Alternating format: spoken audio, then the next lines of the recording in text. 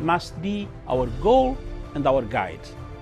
And all that we strive for as a human family, dignity and hope, progress and prosperity, depends on peace. But peace depends on us.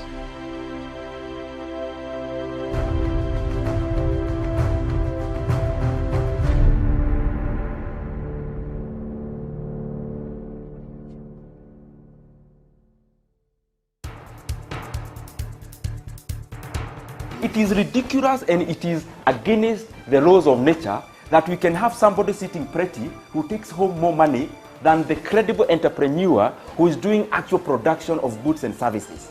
We always say it as it is. It is only in this country that when a thief is arrested, you hear elders from their tribe saying, "He is our son and he is our thief." If you are deviant Yes. and I call you leader, Yes. probably you are already a leader, but you are leading in the wrong direction. We want to see the role of the youth Yeah. in the security, Yes. governance, Yes. and development. The youth that I meet and work with here, you know, we call them the millennials and X's and Y's, this and that. They don't necessarily want to live like their fathers and grandfathers, Yes. do business like their fathers and grandfathers. They're more independent, they're better educated, and they're the ones that are making everything move in this region.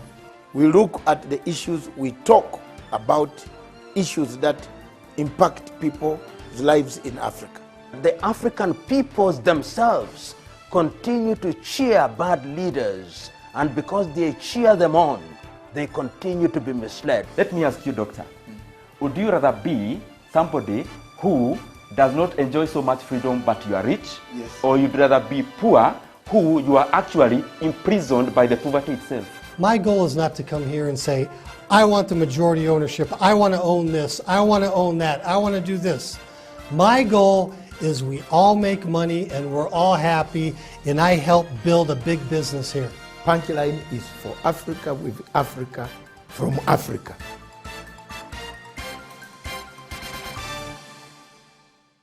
Viewers, thank you very much. Welcome to Punchline Africa Television, broadcasting all the way from the General Political Command Center of Africa. This is Punchline Africa Television. Across in Nairobi is none other than Miriam Ogutu at the General Headquarters of Punchline Africa Television. Good morning, Miriam. A very good morning to you, Doctor, and a good morning to our viewers wherever they're watching us from today. Thank you very much. This show is Diplomatic Leaks. In Diplomatic Leaks, we go behind the diplomatic lines to discover what diplomats think, what is going on between country X and the country Y. In Africa, we have difficulties that most countries in Africa, none of them wants to follow the constitutive arrangement of the African Union. Professor Onyali will agree with me that the constitutive arrangement of African Union has been abrogated and the people are doing things the way they want. So this show, the Diplomatic Leaks of Punchline Africa Television, goes behind the diplomatic lines to find out what the diplomats whisper at night quiet, and we bring it out to the public. With us on the panel, we have Douglas Kirimi right from Meru. Good morning. Douglas Kirimi is also contesting the MCA seat and the Jubilee Party in one of his areas in the county. He will tell us more as you go. We wish you good luck. We support Jubilee Party. I am a friend of Jubilee Party. Like the Communist Party of China can be a friend of Jubilee Party. I am not a voter in Kenya, but a great asset for Jubilee Party in their success. Across in the CBD, that is Douglas Kirimi. Can you say, test your microphone? Good morning, Dr. David Masanga and my co-panelists, and also to our friends across the world. Good morning and good afternoon and good evening, depending on where they're watching us from. Thank you, Doctor, for having me on the show today. Thank you. Thank you very much, Douglas. And back down in an area which is commonly known as the Department of Preparedness and Disaster is none other than Olesesina Tawish Samuel. Is my special programs of the legacy trend analyst and also special program man editor for special assignments. Tawish, good morning. Good morning, Dr. David Masanga, my colleague panelists, and indeed everyone who is joining this program this morning. Indeed, we are ready to tackle the program this morning. Yes, ma'am. Mm-hmm. Okay. Yes. And we do have a Professor Ajare Dunyari this morning. Prof, a very good morning to you. Good morning, Miriam, my fellow panelists, and the rest of our viewers from wherever they are, be it their morning, afternoon, or evening. All right. Thank you so much. So now we know that Kenya on Thursday announced it will reopen. You're back. I've come back. I'm sorry. Go ahead. Professor, I did not dodge you. I just had an emergency call from very far. That's okay. But thank you very much, Prof. Miriam, for doing that for me. List our guest listener, the listening post. She is going to listen to us and see what we do. And is none other than Dr. Jean Sakuda. Dr. Jean Sakuda is an observer in so many fields. Therefore, thank you very much, Jean. You can stay firm behind that closed camera. And you see how we juggle about planes, diplomacy, rooftop diplomacy, which the Chief Justice currently is using again. She told us she will contact Mrs. Kenyatta, First Lady, and talk to her. Now she has lost the magic again. We are now having a problem where she has gone on top of the church, saying, we want you to appoint judges. She want to work. So thank you very much, Dr. Jean Sakuda. We are welcome on the show, madam. Thank you. And for your information, Dr. Sakuda works with Kenya Airways. So she's interested party. And those who want to know, that is all you can know. She's interested party. She will make her contribution when time comes. Thank you very much.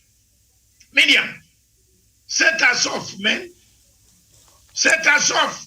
Today I'm in the high mood, Onyari. Set us off. Let's go. All right. So Kenya on Thursday announced it will reopen its airspace for flights to and from Somalia, a move welcomed by Mogadishu. Kenya's foreign ministry said it has taken due consideration of intercessions made and has decided to reopen Kenya's airspace to all flights originating from Somalia and emanating from Kenya to Somalia. Kenya halted all flights to and from Somalia in May, just days after an apparent thaw in relationships that was strained since late last year. And just a small history of the strained relations. In the recent past, on June 5th, Somalia accused Kenya of carrying out indiscriminate airstrikes in El Ade and Hisa Ugur in Gedo region in its Jubaland state. On June 3rd, the latest escalation in simmering tensions between the two neighboring countries.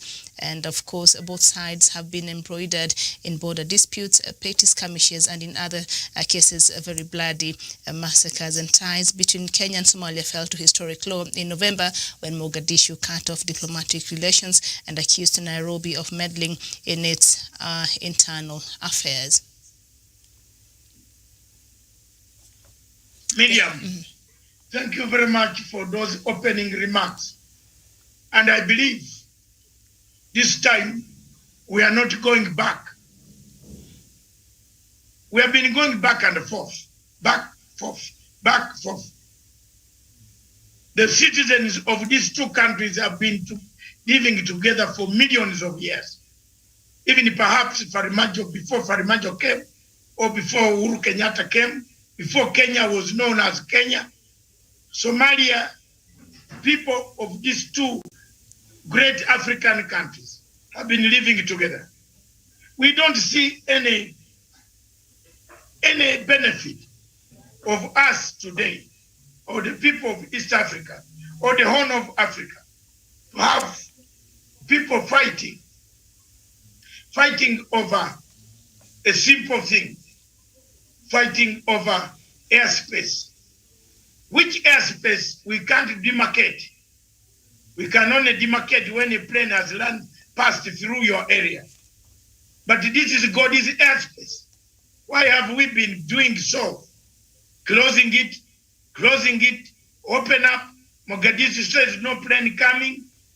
Kenya says no plane coming. Today I want to play the role of a mediator, the role of a conflict resolution expert. We have time and time again condemned the actions of Farimajo. President Farimajo, we now want to address you as Mr. Farimajo, as His Excellency President Farimajo, because the relationship is coming back. But respect the title of Your Excellency, that you are a president of a country. You are not a president of a cattle dip or a president of a camel dip. The camel dip is different from a cattle dip. And the cattle dip is different from a presidency of a country. Mr. President, the people of Somalia look up to you for the solutions. They want solutions. They want to make sure that Somalia gets out of the quagmire state it is in and proceed to bring out a better Africa. A better Africa and a better Horn of Africa is a better place for my country, Uganda, for Kenya and Somalia, Djibouti, Sudan, Khartoum, Ethiopia, Eritrea, Tanzania, and the rest of the coast. If there is something which goes wrong in Somalia, you will affect trade. The trade that passes from Europe all the way to the east of our universe, to Japan, to all the Asian countries, to the Gulf, will be affected. Therefore, today, this morning, we are humbly now bringing in a message. We want to take this opportunity to thank the government of Kenya for opening up the space, for giving another chance, for giving dialogue another chance. But we also want to ask Somalia to go further, especially me. I want to ask Somalia to go further, to remove this ICJ, International Court of Justice case against Kenya. We can come back and discuss the difficulties that we face as Africans. But we should not wash our dirty linen across to the white population that judges us. Among the group that you saw in The Hague, how many were? There is only one Somali. There is no other black person of my color. And one of the Somali judges was compromised by even the French, who actually told him to take a decision that will injure Kenya. So I want to ask the government of Somalia to think about that case, to return the case to the African constitutive mechanisms that Onyali and others work on every day, night, and morning. African constitutive mechanisms help African countries to reorganize themselves, to solve the problems as Africans. It is therefore my humble submission that yes, thank you for opening this airspace. Thank you, Mr. President, President Uhuru Kenyatta, thank you. But I want to thank Mogadishu, and I want to thank His Excellency President Farimajo, that we respect you as a president of Africa. Surely, behave, allow this relationship be built slowly, allow discussion, silent diplomacy, play a role of a leadership with leadership quality. Forget about the American passport that you hold. The American passport you hold, you cannot be an American forever. That's why, Your Excellency, You sacrificed yourself to come to fight for the people of Somalia. You would have stayed in Minnesota for all your life and enjoyed the life in America. But you decided to come back and be among your people to win the war against Al-Shabaab. Our aim is to win the war against Al-Shabaab, Professor Onyari. It is not our interest to harangue, to beat drums of war against any president in Africa. But we beat drums of war against any president in Africa like Buhari, whom we have seen killing his own people, surrendering at last, saying he cannot manage the rebels, the Boko Haram. When we see such a situation happen in Africa, we take steps to mend the relationship. We are happy. This morning, on my behalf, I don't know how my friends feel, but I would ask that we give diplomacy a chance. I don't know how Douglas feels, but I would ask Douglas to go the route I'm going. That now let's persuade the animal to drink the milk. Yes, the airport has been opened. Let's see how Mogadishu will behave. Can Mogadishu remove this case? Miriam, I submit. Okay, thank you so much. Douglas Kirimi, what are your thoughts? The latest, Kenya announcing that it will reopen its airspace.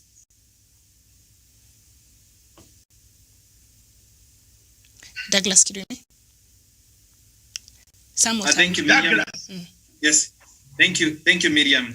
And I tend to agree with Dr. Masanga on the issue of Somalia and also the reconciliatory tone on Farmajo, Mohamed Abdullahi Farmajo, the president of Somalia.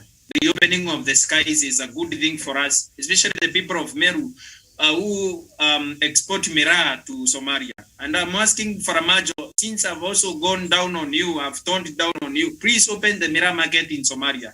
Somalia has been a good market for our miraa, and our local economies here in Meru, the emotions fry when you cross airports and also ban miraa in Somalia.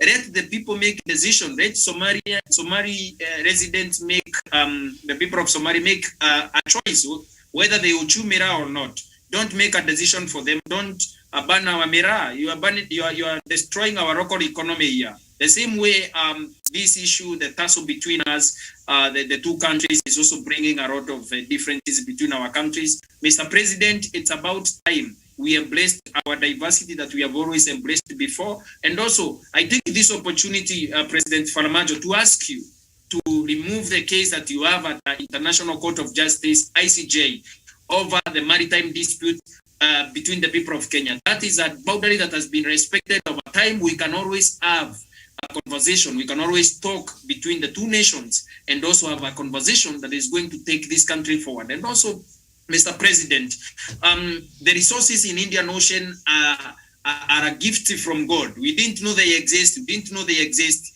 These are gifts that we can be able to exploit for the better of Somali people and also the Kenyan people. So, Mr. President, you need to come down from the aisles of the ICJ case and be able to make peace between the two countries. And also to the President of the Republic of Kenya, keep reaching out to President Mohamed Abdullahi Farmajo so that our own two countries can be able to come together for their own common ambition, regional ambition, and also for us as a people to be able to move forward like we have always stood for each other, looked after each other, and also looked at the welfare and also the good of the two countries. Thank you, Miriam. Thank you so much. Well, this is not the first time that such a move has taken place since the beginning of the year. There's a time Somalia closed its airspace, Kenya also did, and then there was the mediation from Qatar. A few days later, we thought all was well, and we saw that move again by Kenya closing its airspace. So it's a good move, but can we bank on it right now, Samuel Tawish? Very well. Thank you so much, Miriam, Dr. David Masanga, and my other colleague, panelists, and everyone indeed who is tuned in to watch this program. I think, first of all, Miriam, let me laud the two great leaders President Uhuru Kenyatta and President Farmajo of Somalia for finally finding it fit to actually restore the diplomatic relation between the two nations. Because again, Kenya is a country, and of course, Somalia people cannot afford to live in antagonistic way, to live as enemies. When we all know that there have been long-standing good relationship between the two nations, Somalia and Kenya, and so are the people of the two respective countries. So I think what we have been witnessing in the past, the kind of misunderstanding, like Dr. Masanga has said, we do not want to drift again from this lane. We do not want to go back to those dark days again, or when suddenly you will see, of course, the airspace has been blocked. When suddenly, you can see the ambassadors in the respective countries actually being asked to go back to their nations. When you can even see the Kenyan authorities asking the refugees who are in Kenya, drawn largely from Somalia, asked to go back to their nation, when they still feel maybe the country of origin is not still secure enough for them to go back to their nation. So I think it's a welcome move, and this is something that has to be sustained, something that has to be harnessed, and it's not about the rooftop kind of diplomacy. I think what Dr. Masanga has said is a very good point, that we want to see silent diplomacy. Even on the matter of the ICJ, the matter of the International Court of Justice regarding the maritime border dispute, I think these are matters that can be withdrawn by Somalia and brought back home in the sense of Africa. We can try to see how we can have, impartial maybe nations or impartial leaders come together to try and bridge that gap that has actually created even this rift between Kenya and Somalia. So I think this is a step in the right direction. It will be imprudent of us really to say that the two leaders have not made a step towards restoring that diplomatic row. And in itself, we are going to see trade also being harnessed. We are going to see businesses being harnessed. We are going to see because there are so many Kenyans who are in Somalia today doing businesses there, who are working in the hospitality industry, and there are also so many people of Somali origin who are in Kenya, for that matter, Miriam. So I think it is not, it will not have augured well for the two nations to continue actually pulling in different directions and actually engaging in grandstanding that would have otherwise compromised the good relationship that the two nations have enjoyed over time. So this is a welcome move, and we want to encourage that even on the matters that are still outstanding, the two leaders can still sit down and find solutions to that effect. Thank you, Submit Miriam. Thank you so much. Professor, this back and forth between Kenya and Somalia, and it's a good move that Kenya now has opened its airspace moving forward. Will this hold this time round? Yes, Miriam, thank you for that good question. And Miriam, we are neighbors with Somalia. It could have not been, Miriam, the partitioning of Africa by the Berlin Conference of 1884-85 by the European countries. They decided to put the boundaries. Miriam, we never used to have boundaries. You know, in Kenya, we have got the Kenya Somalis and Somalis, who are the Pescari brothers, Miriam. So when these countries don't see eye to eye, Miriam, we affect families. Be it as it may, Miriam. And I want to, I'm not saying because I'm a Kenyan. I am a Pan-African, Miriam, and I believe in Africa. And I believe that we should work together as brothers and sisters.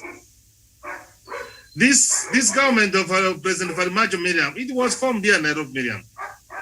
They were having their parliament and their sittings here in Grand Regions, Miriam. Now the record regions, Miriam. And if you can your historical, you can flash back, you can see them fighting, and Miriam, you can see us giving residence and giving security to the first president, Hassan. Miriam, it means this is a neighbor who means well for his neighbor.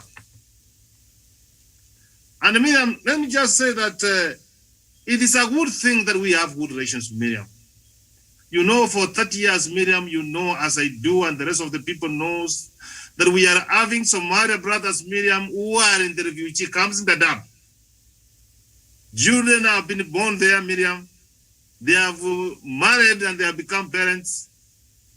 And even we have had some of the Somalis, Miriam, whom we have hosted in Dadaab, and Miriam, they have even gone to United States of America, and even they have one seat in the Congress, Miriam. And even the facilitation of giving them the document to travel, Miriam, we have facilitated, Miriam. We're trying to honor all declaration of the United Nations when it comes to refugees, Miriam. I am making a point, Miriam, when we have good relationship with Miriam, it is a good thing to do that we discuss and agree and make Somalia a secure place so that, Miriam, we can be able to close the Durban refugee camps in our country so that these people can go back and build their country, Miriam. It is, Miriam, for us to have a good relationship with Somalia, Miriam, we can have our people secure, Miriam. We can talk about security, Miriam. Miriam, you know, as I do, in 2012, the Kenya Defense Forces, Miriam, went to Somalia, Miriam, to Kismayo, Miriam, and tried to pacify that place, Miriam. And that place, Miriam, is peaceful, Miriam. And you can show that the Kenyan soldiers, Miriam, military men for Kenya, Miriam, are serving the people of Somalia. That is a neighbor who means well for another neighbor, Miriam. Miriam, you said that you said that the airspaces have been opened, Miriam. You close the airspaces, Miriam. Miriam, you know very well that humanitarian aircraft, Miriam, was taking medical and even food to those people, Miriam. So I am appealing to our president, Miriam. And remember, one of the things, Miriam, you need to appreciate, President Uhuru Muigai Kenyatta is not just a president for the Republic of Kenya. Remember, he chairs the important seat of peace and security in African Union, Miriam. What business do you have, Miriam, to go there?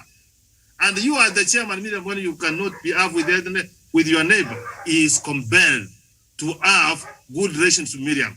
Remember, even Miriam, we are part of United Nations Security Council as a non-voting member, Miriam. And why we were given that position, Miriam, it is because we want to pacify and have peace in the Horn of Africa, Miriam, and in the IGAD region, Miriam. So good relations to Miriam is good. The maritime border dispute, Miriam, we are having Somalia. That is a smaller thing, Miriam. The world has lived more than 2,000 years ago, Miriam, and more than that, Miriam, we have never used those resources. Neither Somalia nor Kenya, Miriam. With or without that resources, Miriam. We are still existing, Miriam. So I want also to join my fellow panelists, Miriam. Even Miriam, yes, something to shock you. Even some of these declarations, Miriam, they do it from here, Ravington, Miriam, here in Nairobi. They don't even do it when they're in Mogadishu. They do it when they're in Nairobi, Miriam. And I want to tell you for sure, Miriam, the Somalis have invested in this country, Miriam. If we do not have the good relations with Miriam, it will affect the economy of the people of Kenya. So, Miriam, the way forward, Miriam, if we are thinking of building a United States of Africa, Miriam, we should start by having an example to live with our neighbors, Miriam. Miriam, the President Muigai Kenyatta has done extremely well. See what they have done with Mama Suluhu of Tanzania, Miriam. We are having good relations with Miriam. See what he has done with the president of Burundi. Miriam, that is a good thing. So, Miriam, positive relationship between nations, Miriam, it brings effective trade policies. It improves, Miriam, on how we exchange goods and services, Miriam. It gives us access to larger markets. I will continue saying, Miriam, the best way you can be able to handle your disputes, Miriam, is through mediation. Because through mediation, Miriam, all of us become winners. We all win. I submit. Very well said. Now we know that it is Somalia that severed ties with Kenya last year, having accused Kenya of political meddling. This is after Kenya's President Uhuru Kenyatta hosted the political leadership from Somaliland, a breakaway state that Somalia's central government does not recognize, and Somalian President Mohamed Abdullahi Farmajo expelled Kenya's envoy to Mogadishu and recalled his country's ambassador. And Kenya has consistently denied meddling and instead says Farmajo is using it as a scapegoat to score political points at home. And the two nations are also engaged in a long-running maritime territorial feud across the Indian Ocean, believed to hold valuable oil and gas reserves. That dispute is now at the International Court of Justice, and we are awaiting the ruling that is expected to happen in September this year. And of course, Kenya's government this year had said it told the United Nations Refugee Agency that it will close 2 refugee camps hosting more than 400,000 people by June 30th next year. So a lot of things on the balance here. Jevan Karanja, I don't know if he joined. Jevan, good morning. Good morning, Miriam, and good morning to our viewers wherever they are watching us from. Always a pleasure being here on Punchline Africa TV, discussing matters that matters to us as Africans and as Kenyans. Go ahead. On Kenya's new move, Kenya announced that it reopened the airspace between Kenya and Somalia last Thursday. What are your thoughts? Yeah, thank you very much, Miriam. That is a step towards the right direction. Because, Miriam, we know the kind of bitter relationship that we have been experiencing between the two countries. Where, Miriam, we have even taken ourselves to the International Court of Justice for these maritime disputes that the two countries are trying to solve. Therefore, it has not been easy. And even the Somali government banned the importation of miraa from our country. And this has caused a lot of pain to our miraa farmers back in Tharaka Nithi and in Meru counties, because that was the biggest market in terms of their export, and it created a lot of income to the younger generation. Therefore, when you look at these issues, Miriam, it was a kind of rivalry where the Somali government was determined maybe to show it has some political muscles, or it has some muscles to wrestle with Kenya. And they forgot that as a country, Kenya, we have been there in their country trying to restore dignity, trying to restore peace and cohesion. And that is by ensuring that we dismantle the notorious Al-Shabaab in their country that has caused havoc and mayhem across the East African region. Therefore, when you look at it from that dimension, you'll see that Kenya has been on the willing side, has been on the positive side or optimistic side of trying to solve these disputes, trying to have a peaceful coexistence. And this can be attributed much to the character of our president, Uhuru Kenyatta, because here in home, Miriam, he has been able to unite his political nemesis, they have been rivals since 2013, and now we have a handshake, Miriam. Therefore, he has set that example that he's a man who is willing to ensure that we have a peaceful country and we have a peaceful East African community, because he has not only extended this to the people of Somalia, but he has tried to reach to the people of Tanzania. Recently, he has gone to Burundi. Therefore, all these diplomatic prowess of our president is going a long way in ensuring that we have a peaceful region. Therefore, it is upon now the people of Somalia and the President Farmajo to ensure that the good rapport, the good environment, the good terrain that President Uhuru Kenyatta has tried to cultivate, has tried hard to ensure that it thrives. He also gives back with such kind of a kind hand where he will accept that we need a peaceful coexistence, where if goes well, Miriam, he needs to withdraw the ICJ case that is in The Hague. And he also needs to ensure that the people of Somalia who are in the Dadaab camps, as Kenya is planning to close these camps, Miriam, the president of Somalia should ensure that they have a kind of a strategy where they'll be able to accommodate their as citizens back home, and where they'll be able to continue with their life as they experience in these camps, where they continue going to school, where they will have access and accessible social amenities. Those are some of the things that now he should be putting in place to ensure that he also reciprocates what President Uhuru Kenyatta has done. But Miriam, on this, is a step on the right direction. And I wish, Miriam, this will not be short-lived. I wish this one will be a kind of a permanent seal where everybody, where the two countries and where the citizens of the two countries will continue doing business as usual. Because now I know there are Kenyans who are in Somalia and they were not sitting plenty. They could not do much in that country because of the kind of heated acrimony that was boiling up. But now, Miriam, I know they can settle. They can now continue with their business as usual. And that is what we want, because we have Somalis in our country. They are doing good. Their business are flourishing. We want also Kenyans who are in Somalia to feel at home. And that to me is a step in the right direction. And the two head of states should continue ensuring that this thing cultivate. And also to the government of Farmajo, he should ensure that he gives the people of Somalia a space where they can go on with a peaceful election. He should also ensure that they have a democratic space, and he should avoid suffocating them. All right. In terms of the economic prosperity, so that he can also emulate what we are doing as a country. Thank you. Thank you so much. On the elections, they agreed they will have election, but they've not given us the date, so we're waiting for that. Back to you, Doctor. Doctor David. Thank you very much, Miriam. Okay. Back to you. There is a time when you prepare for war. And there is also time when you prepare for exit. The people of Africa have done very well so far. The people of Kenya have done so far very good. They have delivered. They have lived to their expectations. The war against Al-Shabaab is a war for the people of Africa, not only for Somalia.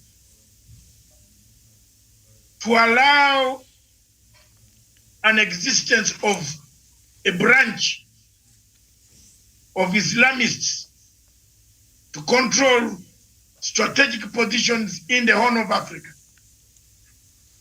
and in Africa, on the soil of Africa, would not only hurt Somalia, but it will hurt the entire region. Therefore, I want to take this opportunity to applaud the countries that have supported, supplied, equipped, to some extent, very seriously, sent in human material, human beings themselves, Uganda, Burundi, Kenya, Djibouti, Ethiopia, and other nations. But time comes, and the people ask, what next? Time comes, we have done our best. My Ugandan troops, some people are saying I should not talk about Somalia because I'm talking from Kenya. That's rubbish. Remember, it was Uganda. With one hand, we are the first people that sent troops into Somalia. We control Sector 1 of Somalia. We have had casualties, more casualties than any other country that is in Somalia. My country has got orphans. My country has got widows. My country has got limbs. People who have been cut, their legs, their arms, their eyes, their heads deformed because of the daily grenades and daily bombs that they received injuries as a result of the Somalian war. I therefore have a right anywhere on planet Earth, anywhere, including to talk about the maritime border dispute. Because if there is a dispute my Ugandan troops are in Mogadishu. If there is a fight between Kenya and Somalia, Ugandan troops have to take a decision and take part or stop this war. Therefore, I'm entitled. Now, nobody should stop me. Nobody has a right, above all, to stop me as a school of conflict resolution like Onyali or anybody. I am just suggesting, and I want to suggest that the time has come for African Union to sit down again and devise a method before this process of Al-Shabaab grow into a bigger jigger. A bigger jigger, you see already, Eritrea and Ethiopia are being accused for having genocide, planted genocide in Tigray. We have seen that extension. That Tigray war is not going to end tomorrow. If you think it is ending tomorrow, you are just joking. We are seeing Boko Haram and other activities, other Islamists expanding in the region, in the Sahara region, coming to Sudan, maybe through South Sudan. We might see them, Boko Haram and other insurgents, now that leaders who have been stopping the insurgents from west moving to the east, people like Idris Dabe, who have been killed, they have been maimed. The man who had stopped, there were two leaders in North Africa who had stopped the stupidity of these terrorists. One of them was Muammar Gaddafi, and another one was Idris Dabi. Idris Dabi does not joke with terrorists. Muammar Gaddafi never joked with them. But unfortunately, the awkward, skewed, stupid, neo-colonial system of the French, a bad foreign policy by the French DSGE intelligence system, brought us the chaos that we have in North Africa and the Sahara region that is expanding on a daily basis, Miriam, to the extent that the president of a country like Nigeria, Buhari, says, I am done. I cannot manage anymore. Where is Africa heading? Boko Haram is killing. In Somalia, we have seen Al-Shabaab grow up in North Mozambique. Another army exported by the greed of the West, Total Oil. Total Oil spreading all over the whole Africa, looking for oil proceeds and the minerals. They have exported a war in Mozambique. How long will Africa stand and watch the eastern coast of Africa have a war? I have suggestions as we almost come to the end of this show. I have suggestions. Kenya is a member of the United Nations Security Council.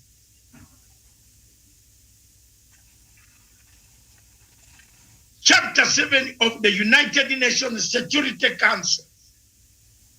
Chapter 7. Article 39 and 49 and 40. Sorry. 39, 40. Mandates the United Nations Security Council to look into the affairs where is security is going to come from. The truth is there is a threat to security in the region. The truth is there will be a very bad tension when the ICJ rules in favor of any of the countries or makes comments on the maritime dispute between Somalia and Kenya. If you want to kill me, kill me. But I've said it. Become God and slaughter me. God has not said so. But I'm now telling you that the dispute between Kenya and Somalia, that is in the ICJ, in the next coming 3 months, if the ruling is made or any discussion on the matter, in its form of opinion, will trigger a very dangerous war in the Indian Ocean. There will be tension, and that tension is the one we don't want. We want to make sure that that tension is not there. That's why we are calling upon Kenya and the peace lovers all over the whole world, the entire continent, the entire universe, to find a way of dialogue, to find a way of negotiation, to find a way of sitting down under the African constitutive mechanisms to remove the impending war that is going to take place. September is not very familiar. If I'm wrong, I'll be on this show again, God willing, because I am not the one who has my timetable. But my timetable is with my maker. I will come back here and tell you, I told you. I said this before Gaddafi was killed. People did not take me serious. Yesterday I told you, when Noah was making his ark, some people came and even tried to mock him. And they said, will this ark stand this water?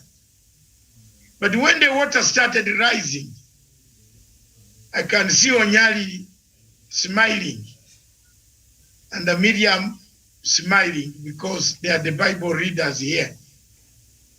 I'm also a Bible reader, Miriam. You can't beat me on that. I've read it from 1968 when I started knowing how the Bible is. When they baptized me without knowing, I decided to confirm with knowing. So I kept reading now. But when the rain started, which is going to start, when the war starts, which might start, that if this conflict of Somalia and Kenya at the ICJ is not solved amicably, there will be tension and the people will look for Noah's Ark, but it will be very difficult at that time. So here we are. There is still time for us as Africans and the rest of us to engage our governments. In Somalia today, this television has taken a reconciliatory note. And that's how we are. As we watch the steps of where is Farimajo going next, His Excellency, what does he want to do? Don't rely on Qatar. Qatar is embroidered in the Middle East. It is supplying money to Hamas that is destroying and killing other people. There is evidence. Today, events, Miriam, before I leave, have changed in the Middle East. Netanyahu, or I don't know, Miriam, you call him Netanyahu? Yes, Netanyahu has finally been kicked out. And for the first time in history, things have changed in the Israel parliament, that you have now an Islamist in the parliament. God works miracles. Hallelujah. God works miracles. How many lives have we lost between Israel and Hamas and the Palestinians? For one Islamist to join the parliament, the Senate, it's called the Senate, not the Senate of Kenya. It starts with K. That's the Senate. That's how they call it. So how long the parliament of Israel has never had an Islamist? But today we see the Islamist, after Netanyahu has left, is joined. Okay, if we cannot defeat, I was suggesting exit methods and let people not waste time returning to this, talking about this. I am making final submission. We shall allow Professor Dr. Nyachama, he has arrived on the scene, and make 1 minute, all of you, presentation. If that is the case, can they ask Kenya, Uganda, Burundi to start making moves that can bring about a peaceful existence in Somalia? Can we do that today? If not, can we find an exit strategy? What is the exit strategy? What does human beings want in Somalia? A human being wants to win a war. You must, to win a conflict, you must have the brain, the heart, and the stomach. Those are three major components. I am teaching this morning to save a professor some time, not to lecture. I am doing the lecture on behalf of Professor Onyan, because that is his study. And he's actively a teacher and a lecturer now. The heart, the head, the brain, the heart, and the stomach. If you don't feed the stomach, the brain won't function. What do the people of Somalia want? Do they want the food? Do they want the stomach? Do they have the heart? Do they have the brains? Can they liberate themselves? Can they stand as Somalis without us? Let's ask those questions. What is it that we stopped piracy? What can we do to stop guns? Can't we find a solution by saying for each number of guns that are surrendered, we shall give you, any youth of Al-Shabaab, a container, refrigerated container, that you can go out with a boat to fish, to collect fish and store to sell to big companies that come to buy fish from the Indian Ocean deep seas. Can we find the solution? After all, man, and if boots, can we, the second one, increase the boots? If we cannot talk to them, can we increase the boots to outnumber the terrorists so that we win the war? Can we? How long shall we sing about Amisom, Miriam? How long? Every morning we wake up, Amisom, Amisom, Amisom. Oh, oh, oh, oh. How long? This has become the most expensive peacekeeping mission in the world. Time has come for people to think like the way Matanga is thinking today. Time has come for them to take my advice. How long shall we be talking Amisom, Amisom, Amisom, Amisom, every year Amisom? We need to live. We need to either get it done, we get more troops on the ground, evacuate this guy's area, allow and watch who is coming in next. Kenya has paid a huge price. We have lost people here. as a result of these people's territory. How long are we going to keep ourselves to that level? We are having budgets and upon budgets of AMISOM being passed by the African Union. How long can we wait? If a man, a general like Buhari, says, I am done, I cannot manage. This is very interesting politics. Miriam, I submit that as we ponder, I want to ask one question or two questions to my panel so that they can keep them for next session or put them in their final parting shots. One, why is it that America stopped the gazettement of Al-Shabaab as a terrorist group? Why? Why? I want also to take this opportunity to ask the Kenya government, why is it that they have not followed up as to why America did not gazette Al-Shabaab as a terrorist group?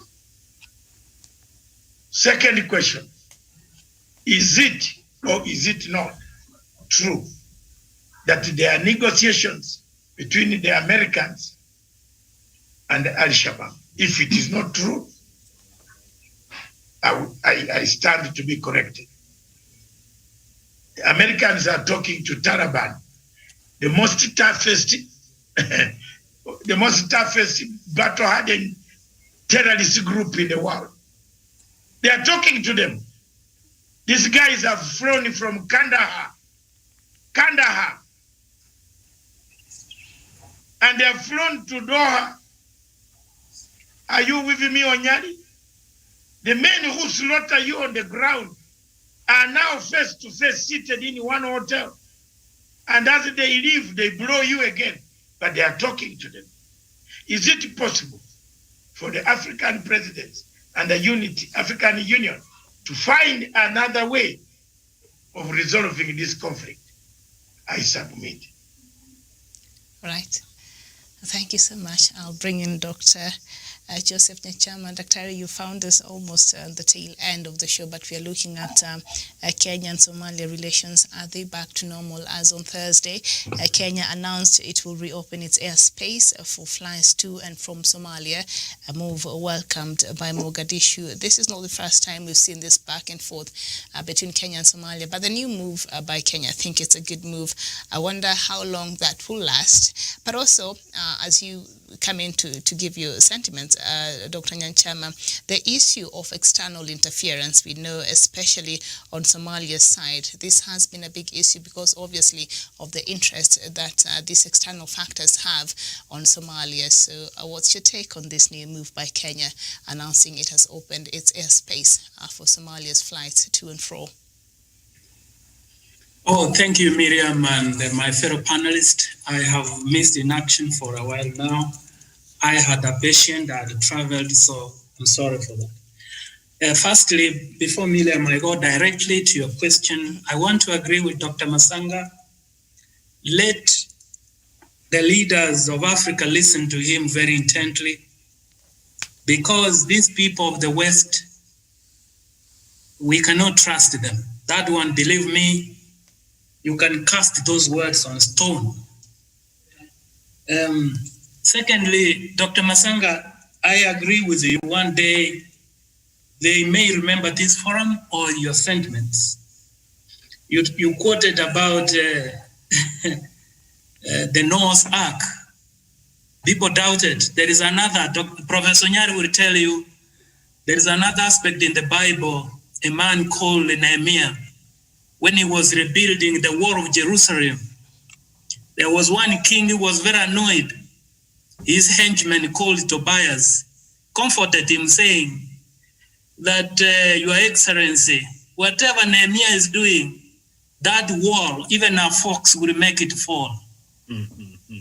Dr. Masanga, you are right. In Africa, there are a lot of Tobias, and that syndrome, we call it the Tobias syndrome, where when they see scholars like you, Professor Nyari and others in the room, and you specifically, Dr. Masanga, they suffer from the Doboyas syndrome, awaiting your idea not to work, only to be disappointed that what this forum was telling them is true. To that extent, Dr. Masanga, I thank you so much, plus other panelists in the room.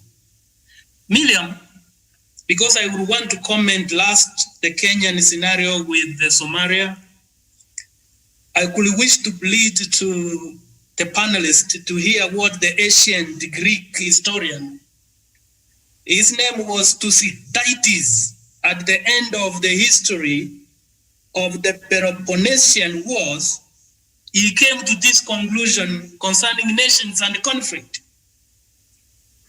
This simply, I learned about history, I want to quote him. He said this, I hope my fellow panelists are listening, and all people in Africa. He said it this way: in the affairs of nations, the strong will demand what they will, and the weak will yield what they must.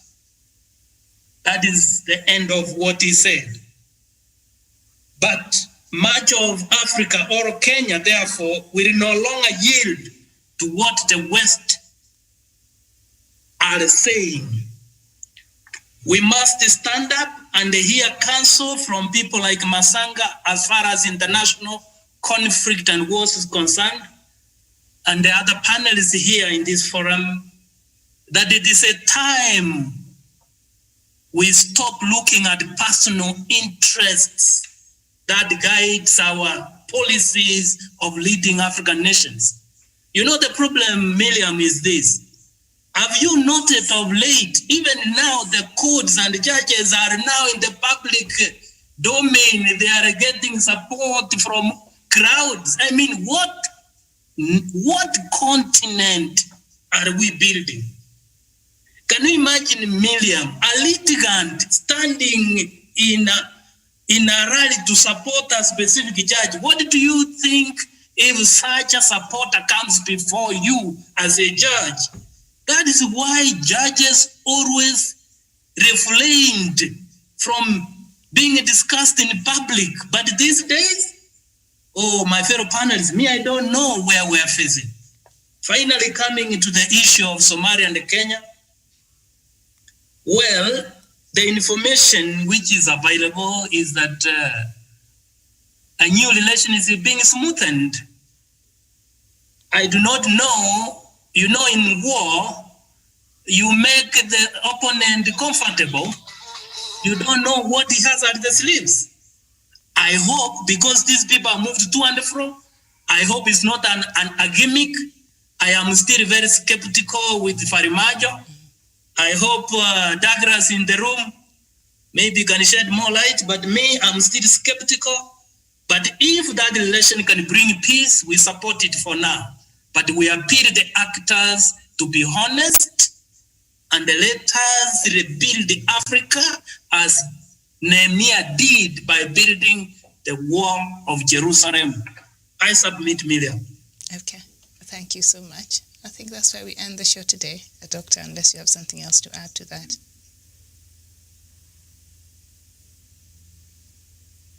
Okay.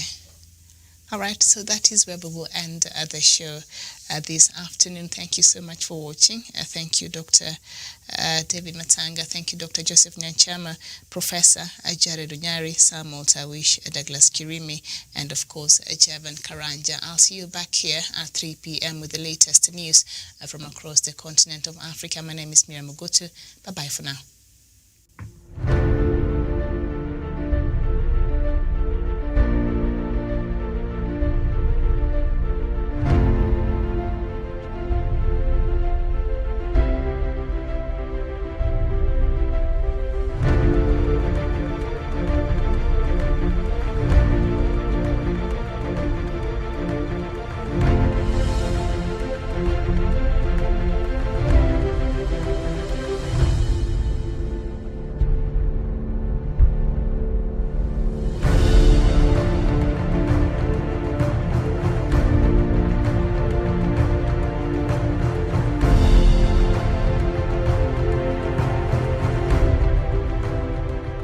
Peace peace must be our goal and our guide. And all that we strive for as a human family, dignity and hope, progress and prosperity, depends on peace. But peace depends on us.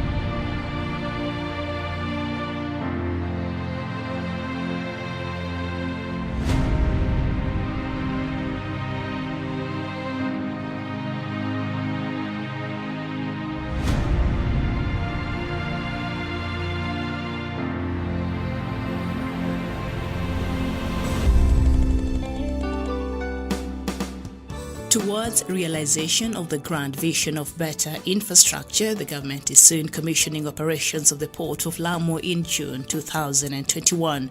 3 of the 32 berths of the port have been completed, and it's expected that Lamu Port alone will handle up to 24 million tons of cargo annually when fully completed.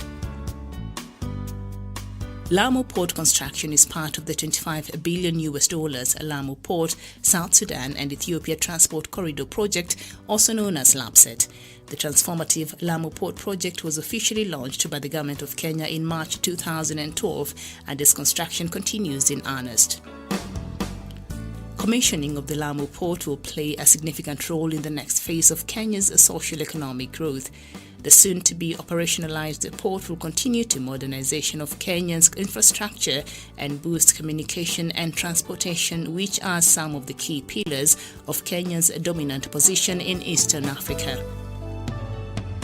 The Government of Kenya has committed to expanding Kenyan road and rail network to better open the country for trade and also to cement Kenya's position as a regional transportation and communication hub. As the Government of Kenya strive to bring the country into a new realm of increased economic growth and raise the living standards for the population, many infrastructural projects have been commissioned. President Uhuru Kenyatta has remained instrumental in championing for a new chapter of Kenya's infrastructural development, and that is why the mega LAPSET project is gradually becoming a reality despite the challenges the project has faced. LAPSET is one of Kenya's flagship long-term infrastructural development programs under the country's Vision 2030 and the infrastructural development pillar under the Big Four agenda. Through its multiple infrastructural components, including the 32-berth Lamu Port, regional highways, rails, oil pipelines, and refineries, as well as resort cities along the corridor, the mega project is projected to become a major contributor that will take Kenya's annual gross domestic product, that is the GDP growth, to more than 10%. The LAPSET project will not only become one of Kenya's revolutionary infrastructural development projects in the country's recent history, but also contribute to realization of African Union's vision of integrating the continent for regional trading by 2063. The government of President Uhuru Kenyatta has remained committed into bringing the LAPSET grand vision into a reality. The project bears heavily on the president's ambition to modernize Kenya's infrastructure to cement Kenya's position as transport and logistics hub in East Africa and the Horn of African regions. To hasten the realization of the benefits of the Lamu Port initiative, the government has been upgrading and constructing roads that connect the port as the regional hinterland encompassing Ethiopia, South Sudan and Uganda. The port will also connect Kenya and the regional hinterland to some other 300 ports globally. The initiative of the Port of Lamu is also expected to create many jobs domestically, including jobs in fishery, manufacturing, logistics, trade, agriculture, and commerce.